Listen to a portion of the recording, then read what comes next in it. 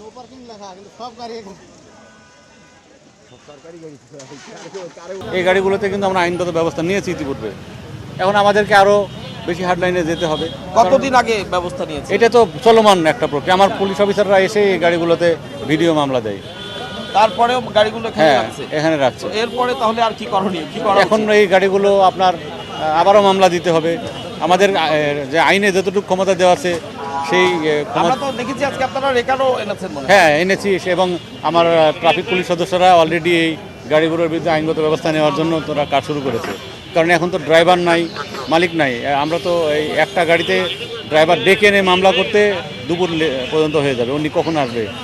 সেই কারণে আমাদের যে ভিডিও মামলার কার্যক্রম চলমান আছে, প্রত্যেকটি গাড়ির ভিডিও এভিডেন্সের উপর ভিত্তি করে এই ট্রাফিক আইনে তাদের বিরুদ্ধে মামলা দেওয়া, তাদের ঠিকানায় চিঠি দেওয়া হবে, তাদের গাড়িতে মামলা হয়েছে। এখানে যেই নষ্ট গাড়ি, সচল গাড়ি যেটাই রাখুক, চলাচলের রাস্তায় প্রতিবন্ধকতা তৈরি করে গাড়ি পার্কিং করে রাখা অথবা গাড়ি পরিত্যক্ত অবস্থায় রেখে দেওয়া, দুটোই আমরা ট্রাফিক আইনে তাদের বিরুদ্ধে ব্যবস্থা গ্রহণ করতে পারি। আমাদের এলজিডির ভিতরে পর্যাপ্ত জায়গা আছে, কিন্তু সব ফিল আপ, জায়গা নাই বিধায় এখন এইখানে রাখা হয়।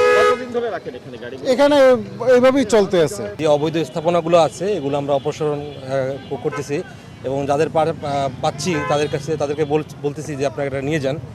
আর আরেকটা যে আমাদের প্রাইম যে কাজটা আমাদের, যে কিছু কিছু আপনার দোকান যারা আপনার এক্সটেনশন করে আপনার যা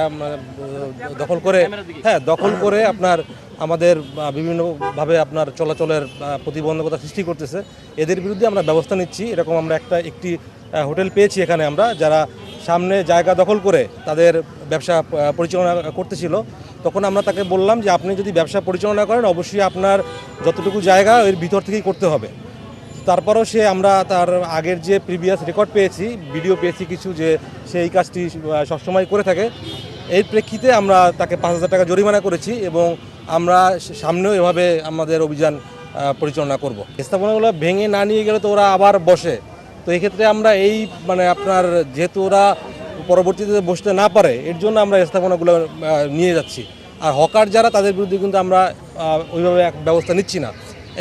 আমরা প্রাথমিকভাবে আমরা এই জিনিসটাই নিয়ে কাজ করছি, যে অবৈধ স্থাপনাগুলো আমরা অপসারণ করতেছি, এবং বিভিন্ন দোকান যারা এক্সটেনশন করে আপনার ব্যবসা করতেছে তাদের আইনের আওতায় নিয়ে আসতেছি।